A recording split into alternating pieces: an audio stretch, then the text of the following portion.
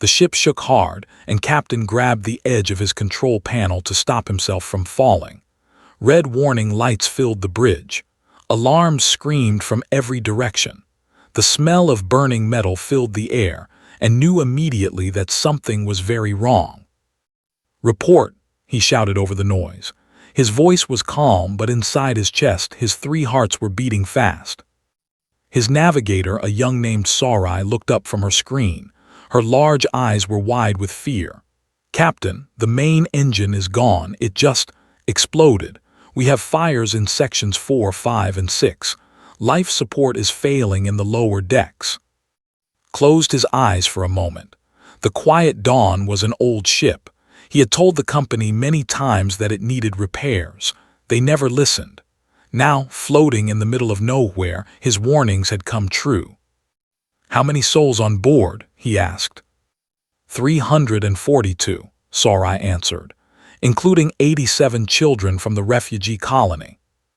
Children felt his stomach turn cold. This was supposed to be a simple transport mission. Pick up refugees from the destroyed colony on 7, take them to the new settlement on 3. Easy work, they said. Safe route, they promised. But nothing in space was ever safe. "Send out a distress signal," ordered. "All frequencies. Tell everyone who can hear us that we need help." Sarai nodded and began working on her console. Her thin fingers moved quickly over the buttons. Within seconds, the message was flying through space in every direction. "Distress signal sent, Captain. We are broadcasting on Emergency Channel 1, the Galactic Council frequency, and all open bands." Nodded. Now they had to wait. Someone would come. The Galactic Council had rules about this. When a ship sent a distress call, nearby vessels were required to help. It was the law. He walked to the window of the bridge and looked out into the darkness of space. Stars filled the view like tiny lights scattered across black cloth. Somewhere out there, other ships were flying. Other captains were going about their normal days. Surely one of them would turn around and come to help. An hour passed. Then 2. The fires were put out, but the damage was done. The Quiet Dawn was dead in space. It could not move on its own power anymore. Life support was working, but barely. They had maybe 2 days of air left if they were lucky. Sarai looked up from her console again. "Captain, I am receiving responses to our distress call." Hopefield's chest. "What do they say? Who is coming?" Sarai's face fell. She looked like she might cry. "The trading vessel says they cannot help. They say our location is too dangerous. There are pirates in this sector." "What about the Council patrol ships?" "The nearest Council ship is the Bright Justice. They say," Sarai paused, reading her screen, "they say they are not authorized to enter this region. It is outside their patrol zone. They suggest we contact private rescue services." Felt anger rise in his throat. "Private rescue services. We are dying out here. By the time a private ship arrives, we will all be dead." He pressed a button on his chair and spoke into the communication system himself. "This is captain of the cargo vessel Quiet Dawn. We have 342 people on board, including children. Our life support is failing. We need immediate help. Please respond." The first response came from a freighter. "Quiet Dawn, we hear you. We are sorry, but we cannot come to your location. That sector has been marked as high risk. Our insurance does not cover rescue operations in dangerous zones. We hope someone else can help you. Good luck." Good luck, as if luck could save them now. More responses came in over the next few hours. Every single one was the same. "Sorry, but no, too dangerous, too far, not our responsibility, outside our coverage area, we wish you well." Read each message with growing disbelief. The Galactic Council talked so much about unity and cooperation. They had conferences and meetings about helping each other. They wrote beautiful words about the brotherhood of all species. But when a ship full of refugees was dying in space, no one was willing to actually do anything. Down in the lower sections of the ship, things were getting worse. The chief medical officer, a named Bora, was doing her best to help the injured. 20 crew members had been hurt in the explosion. 5 were in serious condition, and the children from the refugee colony were scared and crying, not understanding what was happening. Bora walked among them, speaking soft words of comfort. "It is okay, little ones. Help is coming. Someone will save us. You just need to be brave for a little while longer." But even as she spoke, Bora was not sure if she believed her own words. She had seen the messages too. She knew that no one was coming. An old woman grabbed Bora's arm. Her name was Myra, and she was one of the elders from the refugee colony. "Doctor, tell me the truth. Are we going to die here?" Bora looked into the old woman's eyes. She wanted to lie to give her hope, but Myra deserved better than lies. "I do not know," Bora admitted. "The captain is doing everything he can, but our engines are destroyed and no one is responding to our calls for help." Myra nodded slowly. She had lived through the destruction of her home world. She had survived the bombing of her colony. She had seen death many times before. "I understand. Thank you for being honest with me." On the bridge, Captain was sending out more messages. He tried the scientific research stations. They said they had no ships fast enough to reach him in time. He tried the military outposts. They said rescue operations were not their job. He even tried the wealthy merchant guilds, offering to pay any price for their help. The merchants were the worst. They actually calculated the cost of a rescue mission and sent him a number. The price was more money than would earn in 10 lifetimes. When he told them he could not pay, they wished him a pleasant death and ended the communication. "Captain," Sorai said quietly, "there is one more frequency we have not tried." Looked at her. "Which one?" "The frequency, the humans." A cold silence fell over the bridge. Everyone stopped what they were doing and looked at Sorai as if she had gone crazy. The humans. Everyone in the galaxy knew about the humans. They came from a planet called Earth, a world so dangerous that it should never have produced intelligent life. The gravity was crushing. The weather was violent. The animals were deadly. And somehow, the humans not only survived but became one of the most powerful species in the known universe. They were called because they came from a death world, and they were feared by everyone. Stories about humans spread across the galaxy like scary tales told to children at night. They could run for hours without stopping. They could survive injuries that would kill any other species. They ate the flesh of other animals and thought nothing of it. They formed emotional bonds so strong that they would die to protect their friends. And they had fought wars against each other for thousands of years before they even left their planet. The Galactic Council kept them at a distance. They were allowed to trade and travel, but they were watched carefully. Many species thought it was only a matter of time before the humans tried to conquer everyone else. "The humans," repeated. "You want me to call the humans for help?" Sorai shrugged. "What do we have to lose, Captain? Everyone else has said no. The humans, they are strange, they are dangerous, but I have heard stories about them too, different stories." "What kind of stories?" "Stories about them helping people, rescuing ships that no one else would save, fighting pirates to protect strangers. They do not seem to care about the dangers that stop everyone else." Thought about this. He thought about the 342 people depending on him. He thought about the 87 children who might never grow up. He thought about how everyone else in the galaxy had turned their backs on them. What did he have to lose? "Send the message," he ordered. "Send it to the human frequency." Sorai nodded and began typing. The message went out into space, traveling at the speed of light toward whatever human ships might be listening. And then they waited. In the lower decks, the air was getting thinner. The temperature was dropping. The children huddled together for warmth, and the adults wrapped blankets around them. Bora moved from group to group, checking on everyone, trying to keep spirits up. One little girl tugged on Bora's sleeve. She was small, maybe 5 years old, with bright eyes that still held some hope. "Doctor, are the scary monsters going to come save us?" the girl asked. Bora knelt down to look at her. "What scary monsters, little one?"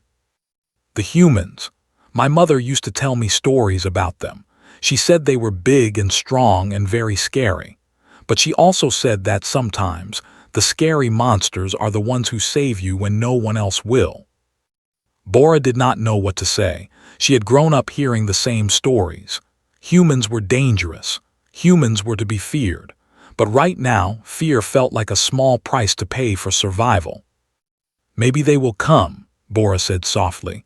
"Maybe the scary monsters will save us after all."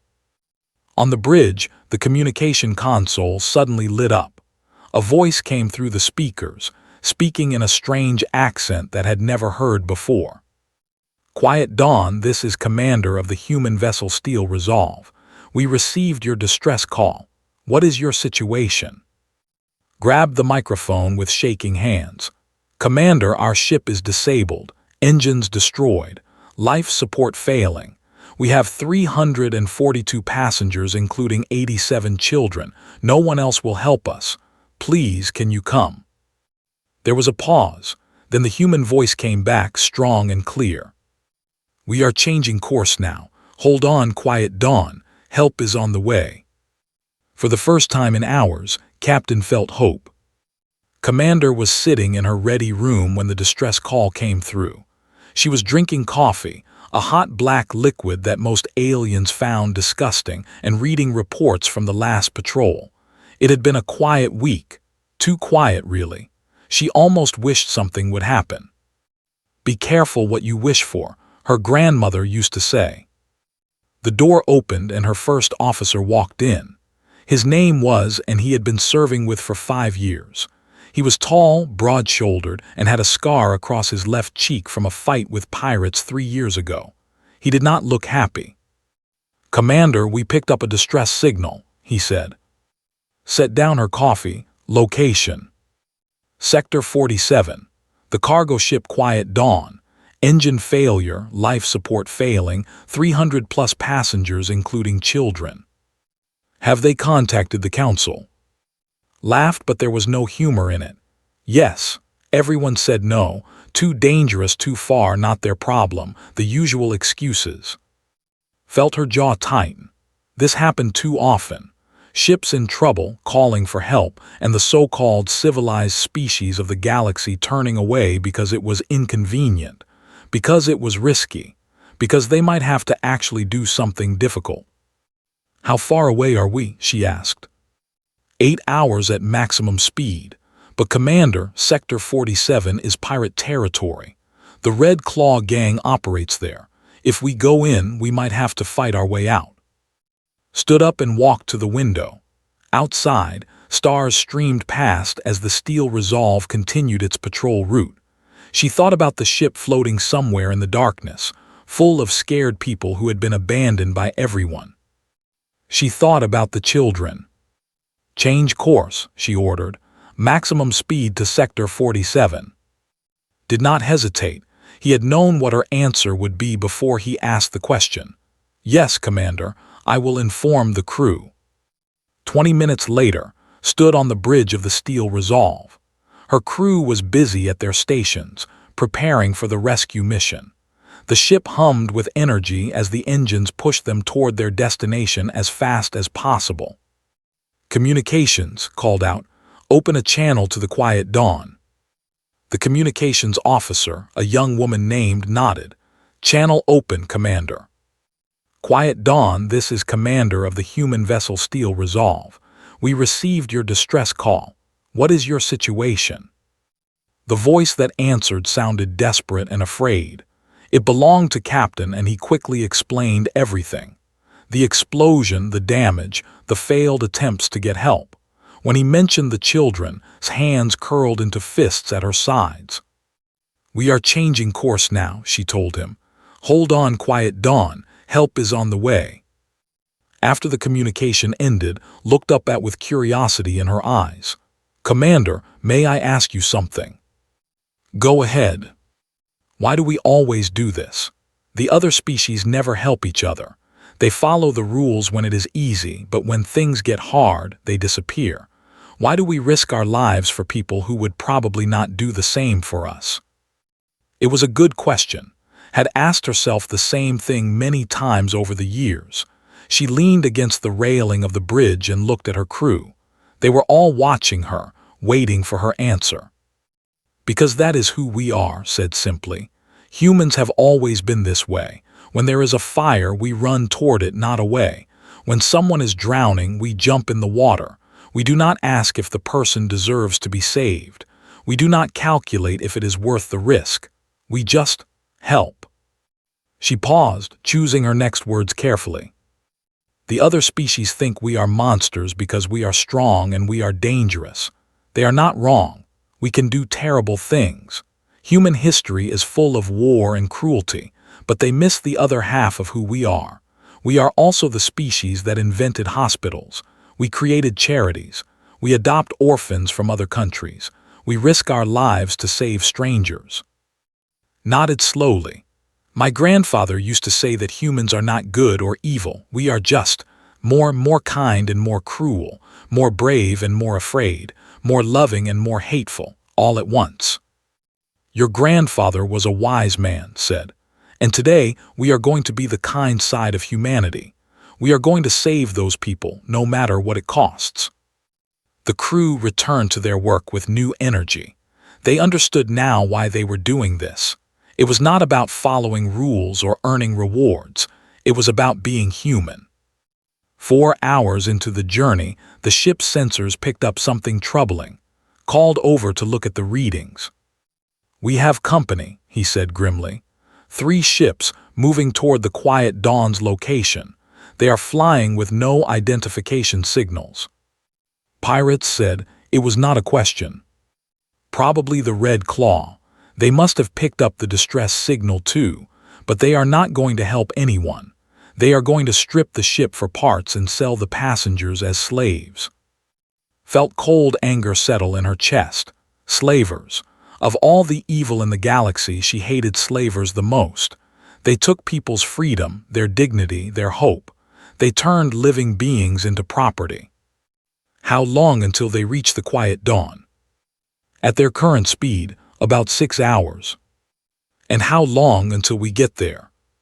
4 hours if we push the engines to their limit. We will arrive before them, but not by much. Made her decision instantly. Push the engines. I do not care if we burn them out. We are getting there first.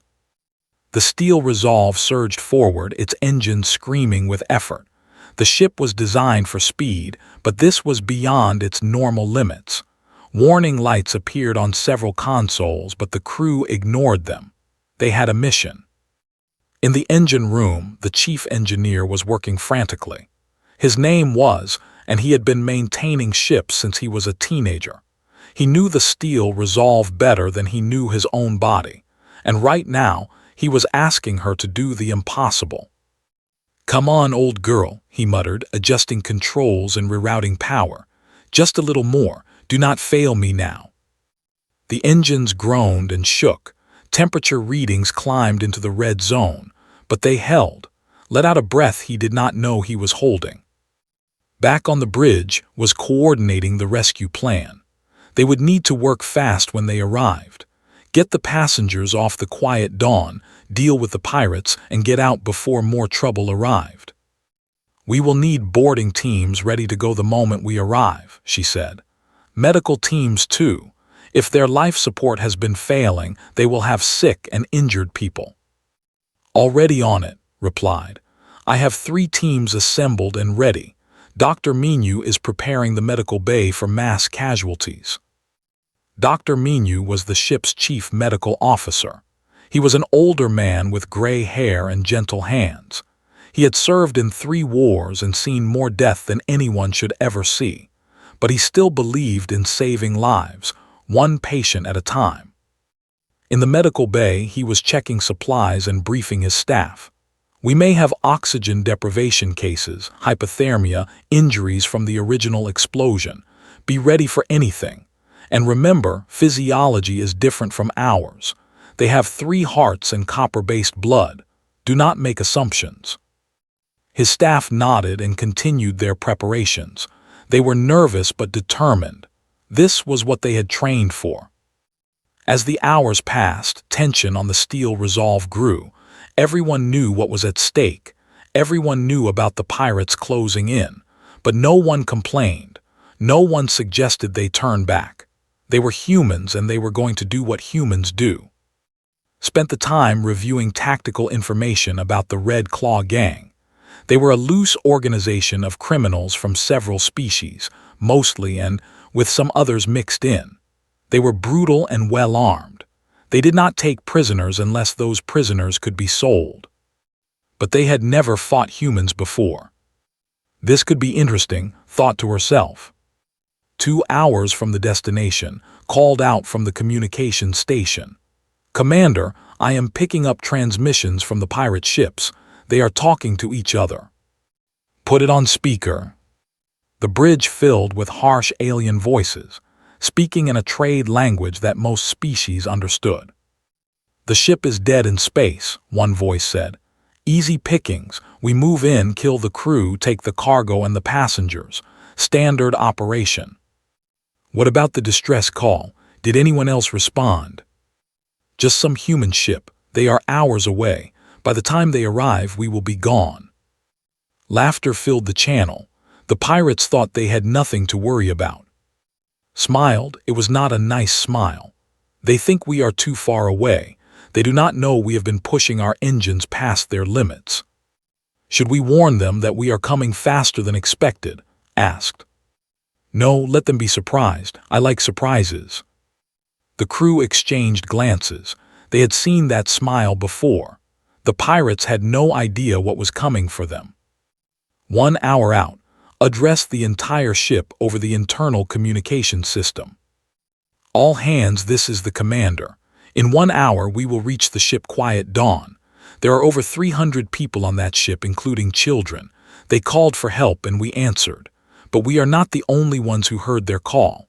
Pirates are also on their way and they do not want to help anyone. They want to kill, steal, and enslave." She paused, letting her words sink in. "We are going to stop them. We are going to save those people. And we are going to show the galaxy what humans do when someone is in trouble. We do not run away. We do not make excuses. We do not calculate if it is worth the risk. We help. That is who we are. That is what we do. Prepare for action." Throughout the ship, crew members responded with determination. Weapons were checked and loaded. Boarding teams suited up in combat armor. Medical staff made final preparations. Everyone was ready. 30 minutes out, the Quiet Dawn appeared on sensors. It was drifting slowly, its lights flickering weakly. There were no engine signatures. The ship was completely helpless. And the pirate vessels were visible too, approaching from a different direction. They were closer than expected, maybe 40 minutes behind the Steel Resolve instead of an hour. "We have less time than we thought," observed. "Then we work faster," replied. "All teams, prepare for immediate boarding once we reach the target.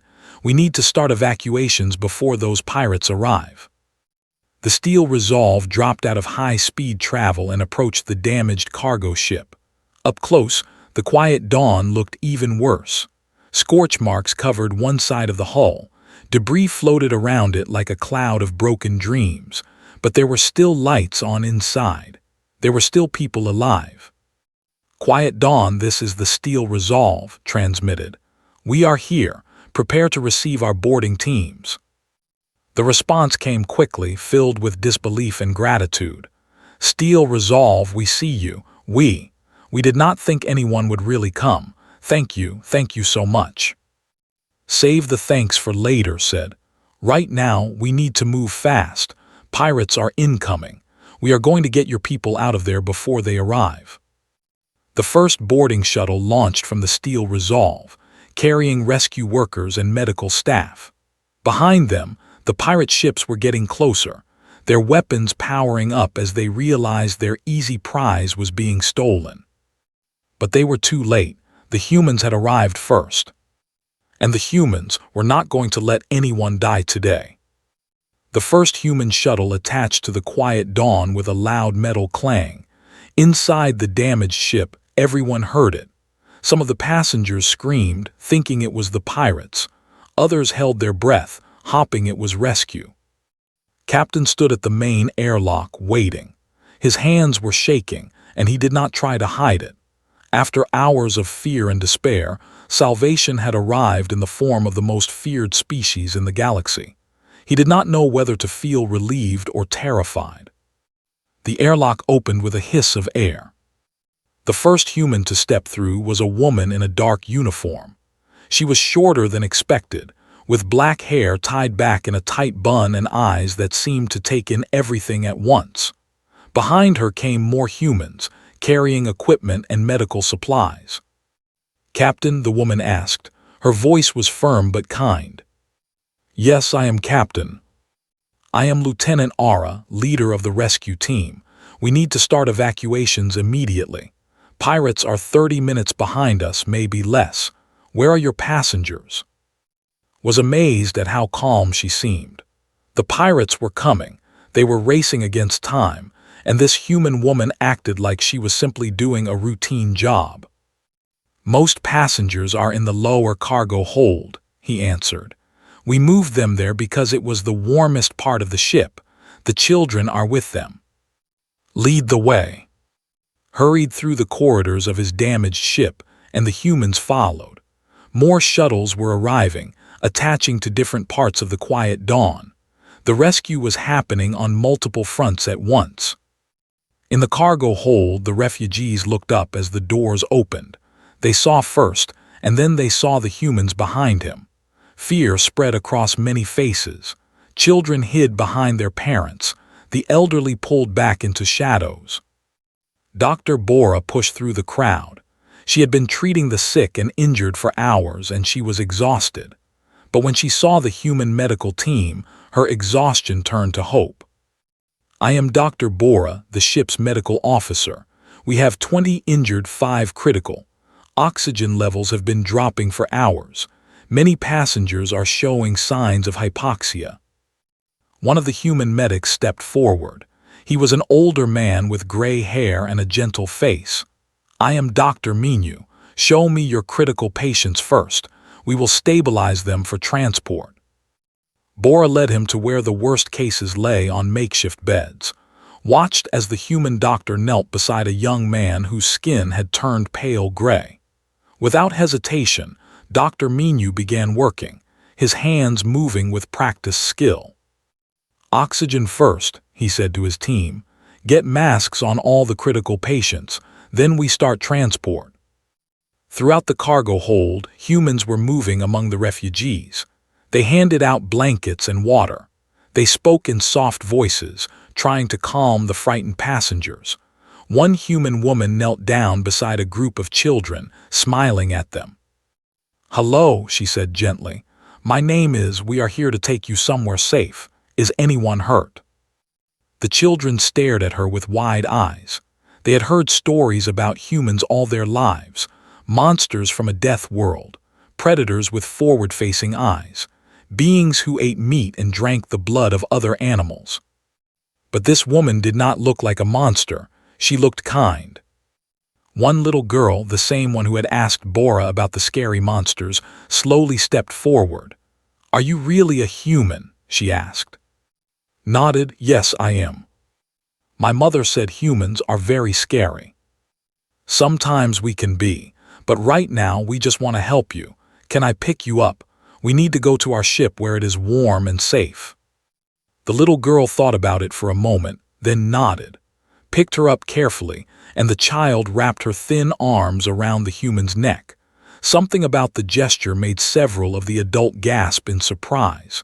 They had never seen a human hold a child so gently. On the bridge of the Steel Resolve, Commander was watching the sensor displays with growing tension. The pirate ships were getting closer. They had increased their speed when they saw what was happening. "Time until pirates reach weapon range?" she asked. 20 minutes, replied, "maybe less." Status of the evacuation. First wave of passengers is being loaded into shuttles now. but we have over 300 people to move. It will take at least 40 minutes to get everyone out. The math was not good. They would have to fight and evacuate at the same time. Order all shuttles to continue evacuations, commanded. I want our defensive teams ready. When those pirates get close, we hit them hard and fast. Keep them away from the quiet dawn. The Steel Resolve began to move, positioning itself between the damaged cargo ship and the approaching threat. Weapons powered up, shields activated. The human warship was getting ready for battle. On the quiet dawn, Lieutenant Ara was organizing the evacuation with military efficiency. First shuttle full, launch now. Second shuttle start loading. Priority to children, elderly, and injured. Everyone else line up in order. The passengers followed her instructions without argument. There was something about the way the humans moved, the way they spoke, that commanded obedience. Not through fear, but through confidence. These people knew exactly what they were doing. Captain worked alongside the humans, helping to guide his passengers toward the shuttles. He noticed how the human rescue workers never showed fear, never showed doubt. Even though they knew pirates were coming, they stayed focused on the job. How do you do it? He asked Ara during a brief moment of pause. Do what? Stay so calm. You know those pirates are coming.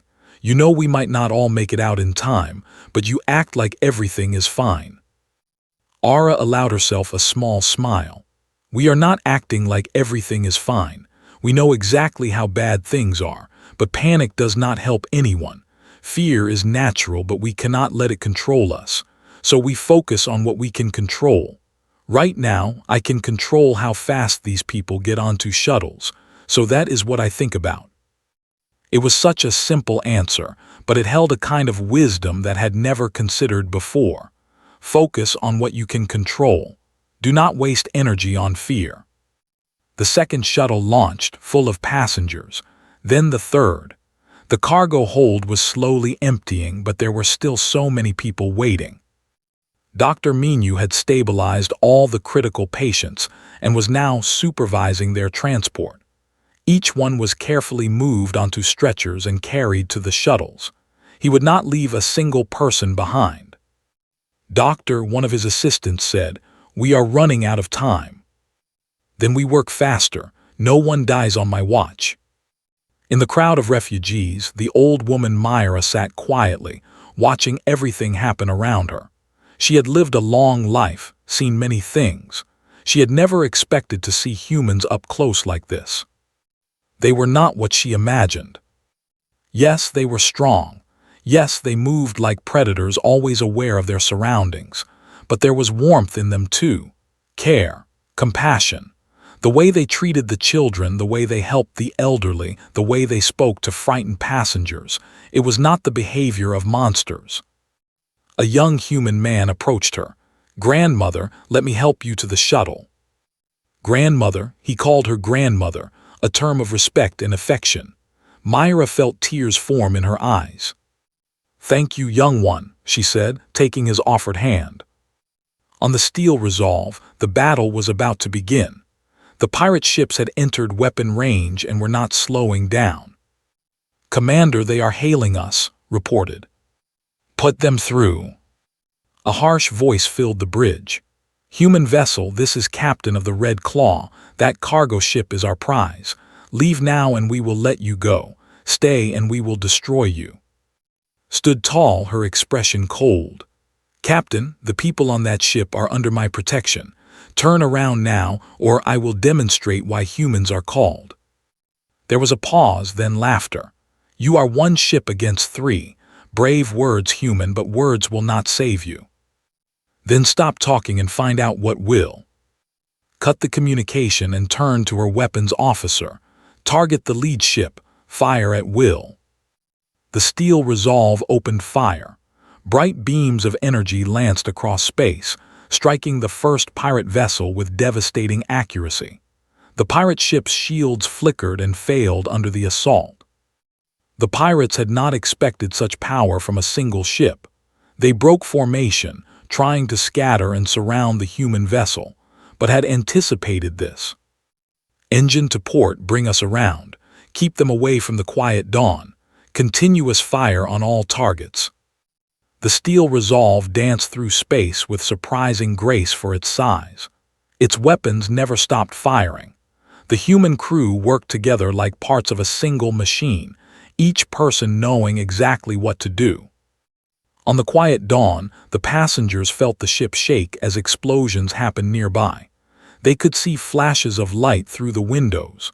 The battle was raging just outside. "Everyone stay calm," Lieutenant Ara commanded. "Our ship is protecting us. Keep moving to the shuttles." The evacuation continued even as the fighting grew more intense. Shuttle after shuttle launched from the damaged cargo ship, carrying passengers to safety. Each trip saved more lives. The fourth shuttle, the fifth, the sixth. Dr. Minu personally escorted the last critical patient onto a shuttle. "Get him to the medical bay immediately. I will stay here until everyone is out." "But doctor..." "That is an order." The cargo hold was nearly empty now. Only about 50 passengers remained, along with Captain Dr. Bora and a few crew members. They were almost done. Then everything went wrong. One of the pirate ships broke through the steel resolve's defense. It fired a volley at the quiet dawn, hitting the section where the main airlock was attached. The shuttle that had been docking there exploded in a ball of fire. On the bridge of the human ship saw it happen. "No," she turned to her helmsman. "Full pursuit, take that ship down now." The steel resolve charged after the pirate vessel that had scored the hit. Within seconds, the pirate ship was torn apart by concentrated fire, but the damage was done. On the quiet dawn, the explosion had caused new problems. Fires were spreading. The hull was breached in several places. Emergency doors were slamming shut, trapping people in different sections. "We need another way out," shouted. Ara was already on her communicator. "Rescue 1 to steel resolve. Main airlock is gone. We need alternative extraction at secondary airlock. 50 passengers plus crew still on board." His voice came back tense but controlled. "Copy that, Rescue 1. We are sending another shuttle to the secondary airlock. ETA 3 minutes. 3 minutes? It might as well have been 3 hours. The quiet dawn was dying around them. "This way," Ara commanded, leading the remaining passengers through smoke-filled corridors. "Stay together. Do not stop moving." They followed her without question. They trusted this human woman completely now. She was their only hope. Bora helped support an injured passenger who could not walk on his own. The smoke was getting thicker, making it hard to breathe. Her eyes were burning, her lungs were screaming. But she kept moving. Behind them, Captain made sure no one was left behind. He checked every room, every corner. His ship was dying, but he would not let any of his people die with it. "Captain, come on," Ara called back to him. "We need to go." Took one last look at the bridge of his ship. The quiet dawn had been his home for 15 years. He knew every corridor, every room, every sound she made. And now she was burning. "Goodbye, old friend," he whispered. Then he turned and ran. The secondary airlock was ahead. They could see it through the smoke. And beyond it, through the small window, they could see a human shuttle approaching. "Almost there," Ara shouted. "Keep running." The last 50 passengers of the quiet dawn rushed toward salvation, while outside, the steel resolve continued to hold back the remaining pirates. Time was running out. But the humans would not let them fall.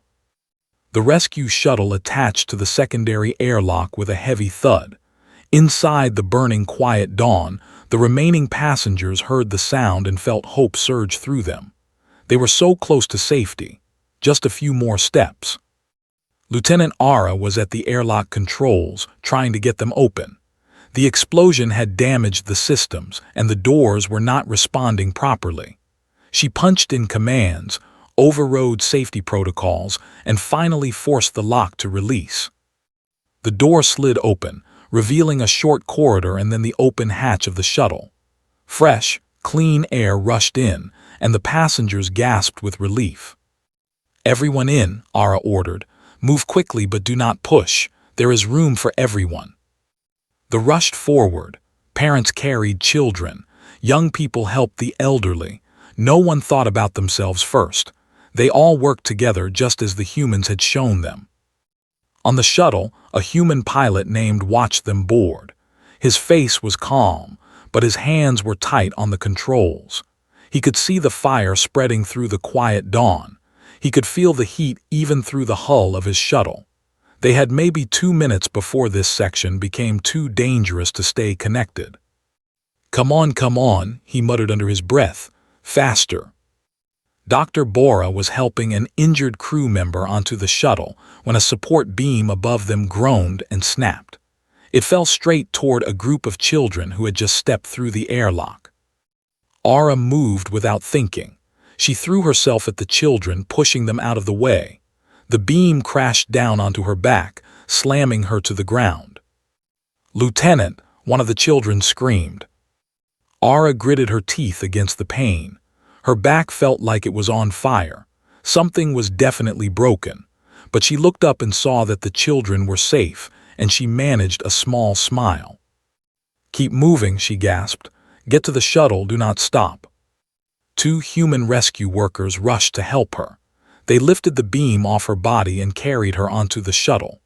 Blood dripped from a wound on her head, and she could not feel her legs, but she was alive. Captain was the last one off the quiet dawn. He stepped through the airlock, took one final look at his dying ship, and then the hatch sealed behind him. The shuttle disconnected and pulled away just as a massive explosion tore through the cargo vessel. The quiet dawn came apart in a ball of fire and debris. 15 years of life turned to burning metal in seconds. He watched it happen through the shuttle's window, his heart heavy with grief. But around him, the passengers were cheering. 342 people who should have died were alive because the humans came. The children were laughing with relief. The adults were crying with joy. Even the injured were smiling. "We made it," Bora said softly, tears running down her face. "We actually made it." Outside the shuttle, the battle was ending. The steel resolve had destroyed one pirate ship completely and crippled another. The third ship was trying to run away, its engines damaged and trailing smoke. On the bridge of the human warship, Commander watched the fleeing pirate vessel with cold eyes. Part of her wanted to chase it down and finish it off. These criminals had tried to enslave innocent people, including children. They deserved no mercy. But she had a bigger responsibility. The shuttles full of refugees needed protection. The injured needed medical care. And somewhere out there, the galaxy was watching what would happen next. "Let them go," she ordered. "They will tell others what happened here today. That is a more useful punishment than death." Nodded in agreement. "The surviving pirate will spread the word. The do not abandon people in need, and anyone who tries to stop them will regret it." Exactly. The shuttles docked with the steel resolve one by one. Human crew members waited at every airlock, ready to help the refugees on board. Medical teams rushed to treat the injured. Supplies were distributed: food, water, warm blankets. The passengers stumbled into the human ship like people waking from a nightmare.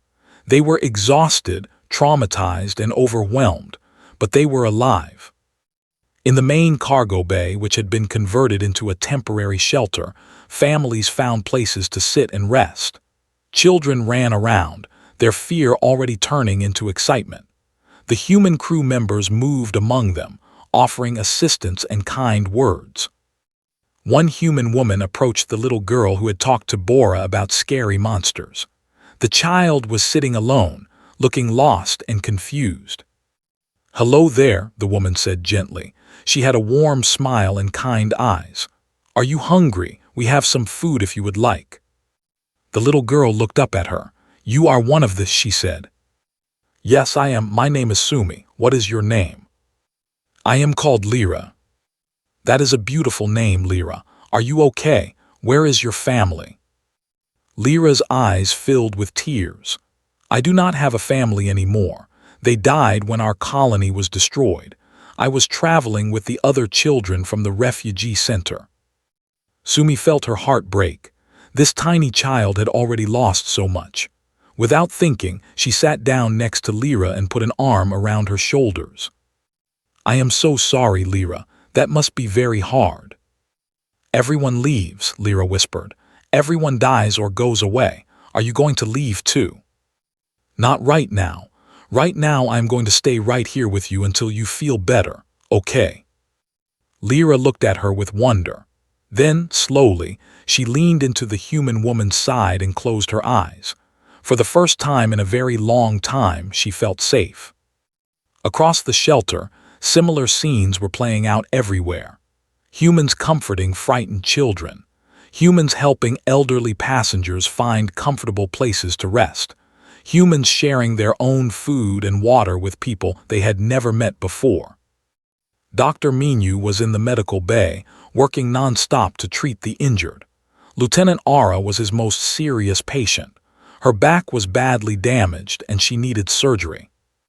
Will she walk again? One of the human medics asked.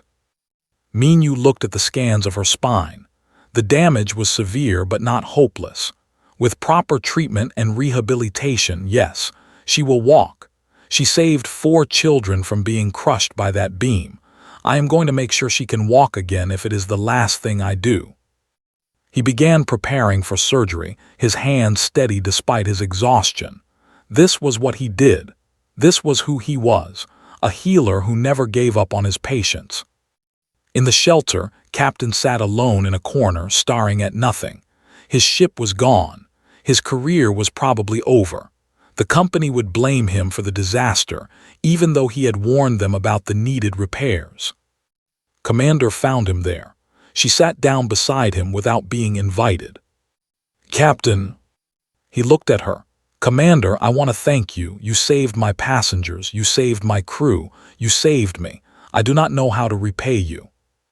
There is no debt to repay. We did what anyone should do when others need help. Laughed bitterly. Anyone should do. Commander, I sent distress calls to 17 different ships and stations. Every single one refused to help. The Galactic Council ships said it was not their responsibility. The merchant vessels said it was too risky. Even the scientific stations made excuses. You were the only ones who came. Was quiet for a moment. She had heard this story too many times before. Different ships, different emergencies, but always the same pattern. Everyone turned away except the humans. The galaxy has lost something, she said finally. Something that we humans still have. Maybe because we are younger than the other species. Maybe because we had to fight so hard just to survive on our own world. Whatever the reason, we have not forgotten that helping others is more important than protecting ourselves. Your species is remarkable. We are just people, Captain.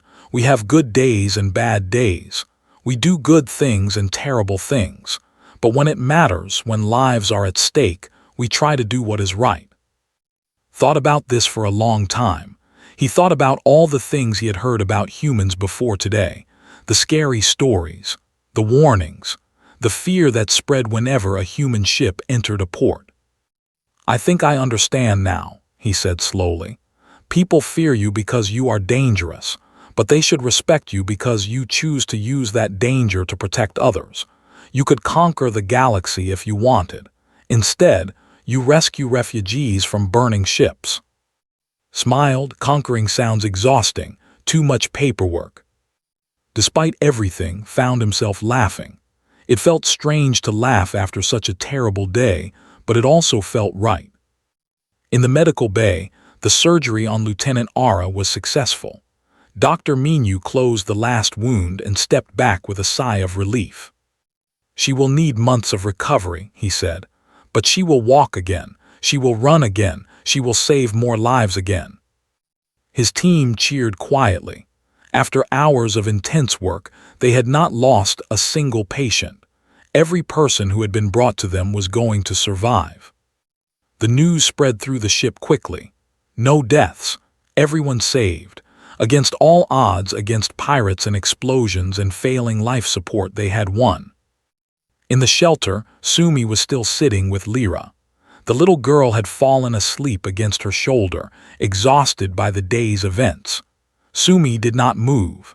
She just sat there, holding this tiny orphan who had lost everything, giving her the comfort that no one else could. One of her fellow crew members walked by and stopped. "Sumi, you have been sitting there for hours. Do you want someone to take over?" Sumi shook her head. "No, I promised her I would stay. I am going to keep that promise." The crew member smiled and moved on. This was what the human crew did. They made promises and they kept them. As the hours passed, the Steel Resolve turned away from the debris field that had once been the quiet dawn.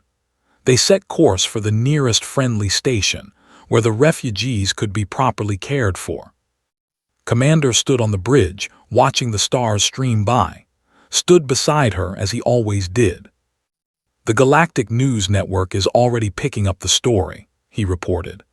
"Apparently someone on one of the pirate ships survived and is talking to anyone who will listen.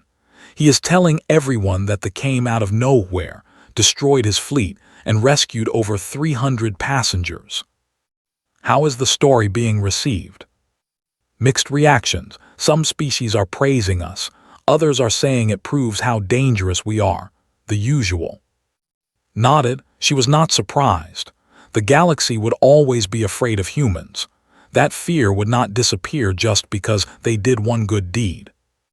But maybe, she thought, one person at a time would change their minds. One little girl who learned that the scary monsters can be kind.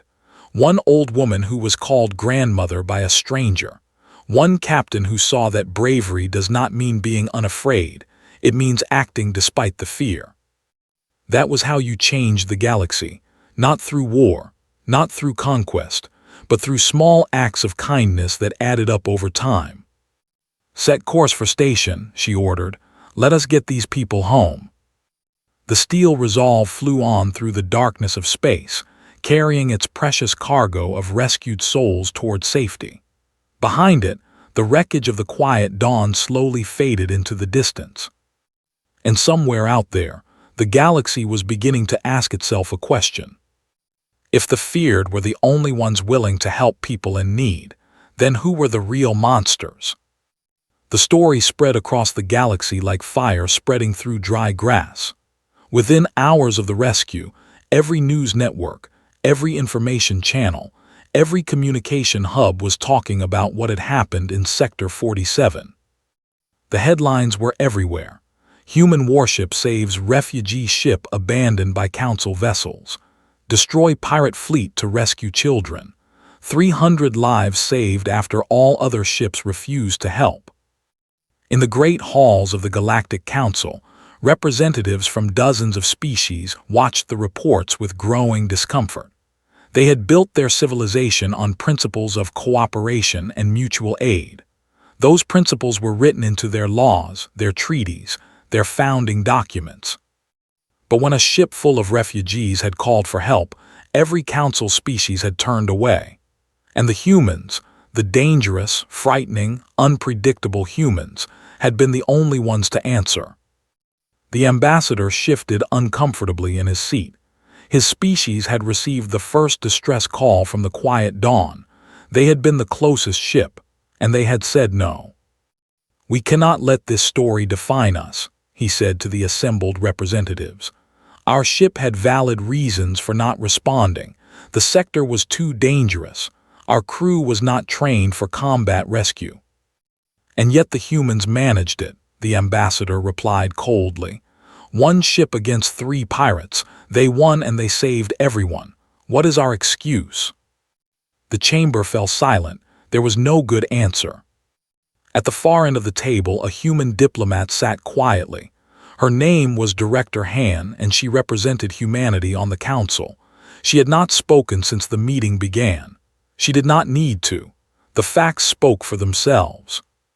"Director Han," the council chairman said carefully, "your government has my personal thanks for the actions of the Steel Resolve. Commander and her crew showed exceptional bravery. They showed normal human behavior, Director Han replied simply. When people need help, we help them. We do not calculate risk versus reward. We do not check our insurance policies. We see suffering and we act. It is not exceptional for us. It is expected. Her words landed like stones dropped into still water. Every representative in the chamber felt the weight of them. Perhaps, the chairman said slowly, we have something to learn from our human friends. The news continued to spread. On trading stations and colony worlds, in homes and schools and workplaces, people were talking about the rescue. Many did not know what to think. Humans had always been portrayed as dangerous. Now they were being called heroes. On station, where the steel resolve had brought the refugees, a crowd had gathered to watch the ship arrive. They lined the observation decks and pressed against the windows, trying to catch a glimpse of the humans who had done the impossible. The refugees came off the ship slowly, many of them still injured or exhausted. Medical teams from the station waited to receive them. Counselors stood ready to help with the emotional trauma. Everything had been prepared for their arrival. Captain walked down the boarding ramp with Dr. Bora at his side. They were greeted by station officials who shook their hands and offered words of comfort. But eyes kept moving back to the steel resolve, where Commander stood at the top of the ramp, watching. He walked back to her. They stood face to face, two captains from two very different worlds. Commander, I want to say something to you before we part ways. Nodded, go ahead, Captain. When I sent out that distress call, I expected to die. I expected my passengers to die. Every species I have ever known talks about helping others, but when the moment came, none of them did anything. You did not know us. You had no reason to care about us, but you came anyway. You fought for us. You bled for us. Lieutenant Ara may never walk properly again because she saved our children. His voice cracked with emotion. I am going to spend the rest of my life telling people what you did. I am going to make sure everyone knows that when the galaxy abandoned us, they saved us. And maybe someday, others will learn from your example. Reached out and placed her hand on his shoulder. It was a human gesture of comfort, and felt warmth spread through him at the touch. Captain, we did not save you so that you would thank us. We saved you because it was the right thing to do. But if you want to honor what happened here, do not just tell stories about us. Be like us. The next time someone needs help, you help them. That is how you repay this debt. Stared at her for a long moment, then he nodded slowly. I understand, I will do my best. He turned and walked away, but's words stayed with him. Be like us. Help others. It was such a simple idea, yet the galaxy had forgotten it somehow. Maybe it was time to remember. In the days that followed, the survivors of the Quiet Dawn became minor celebrities. News reporters wanted to interview them. Politicians wanted to meet them. Everyone wanted to hear their stories about the humans who had saved them. Old woman Myra was one of the most requested speakers. She had lived through the destruction of her home world, the bombing of her colony, and now the near death of her refugee ship. She had seen more tragedy than most people could imagine, and she had also seen human kindness firsthand. I used to fear humans, she told a crowd of thousands at a public gathering. I grew up hearing stories about how dangerous they were, how violent, how unpredictable. When I learned that a human ship was coming to rescue us, I was afraid they might be worse than the pirates. She paused, letting her words sink in.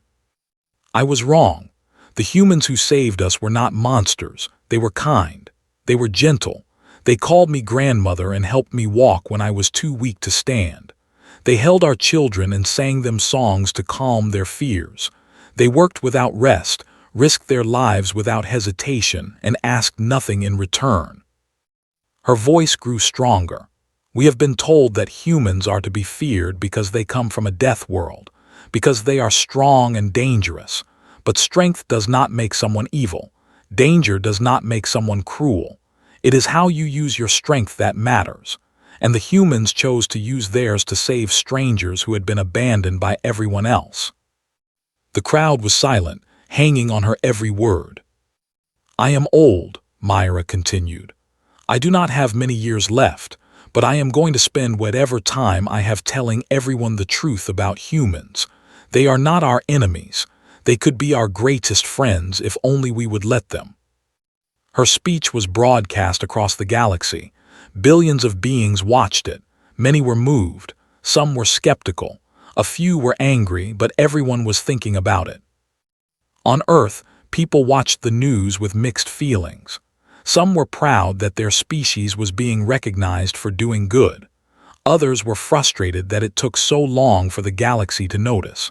And some just wished they could live in peace without being called all the time.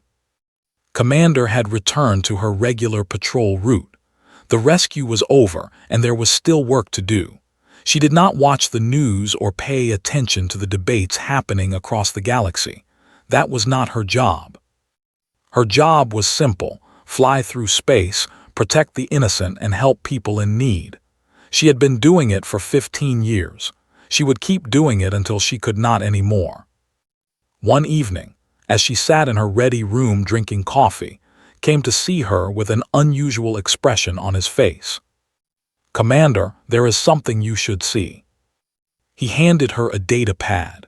On it was a message from the government. They were awarding her and her entire crew their highest civilian honor for bravery. It was a medal that had never been given to none before. "That is nice of them," said, setting down the pad. "There is more. The Federation is sending a formal letter of thanks.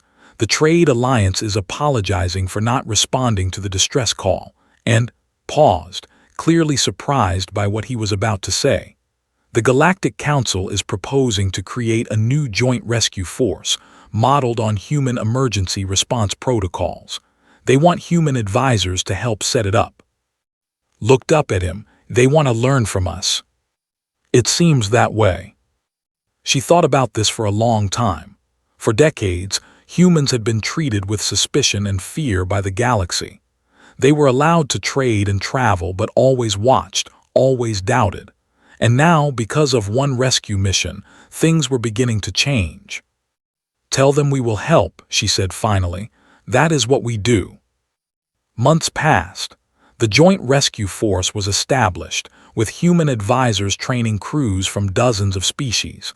New protocols were created. New ships were built. The galaxy was slowly learning that helping others was not just a nice idea, it was a duty. The survivors of the Quiet Dawn eventually settled on 3, their original destination. Captain took a job teaching young spacers about emergency procedures. Dr. Bora opened a clinic to serve the refugee community. They never forgot what the humans had done for them. Little Lyra was adopted by a family who had also been on the Quiet Dawn. She grew up hearing stories about the humans who had saved her life. She decided that when she was old enough, she would become a rescue worker herself. She wanted to help people the way she had been helped. And far across the galaxy, the Steel Resolve continued its patrol.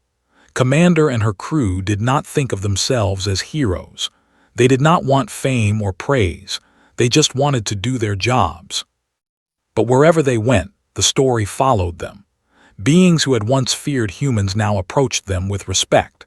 Stations that had once refused to serve humans now welcomed them warmly. Children who had been told scary stories about now asked for stories about the human ship that saved the refugees. The galaxy was changing, one small step at a time. One day, the Steel Resolve received another distress call. A mining colony had suffered a catastrophic accident. Hundreds were trapped underground. The nearest council ship said it could not respond.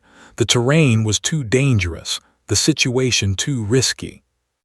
Did not hesitate. Set course for the mining colony, maximum speed. As the ship changed direction, she looked out at the stars. Somewhere out there, people were in trouble. They needed help, and as long as she was alive, she would be there to give it. Because that was what humans did. That was who they were. And maybe, just maybe, The rest of the galaxy was finally starting to understand. The story of the Quiet Dawn rescue was taught in schools for generations. It became a symbol of what courage and compassion could accomplish. It reminded people that being strong did not mean being cruel, and that the most powerful thing in the universe was not a weapon or a warship. It was the simple decision to help someone in need. The humans had taught the galaxy that lesson, and the galaxy would never forget.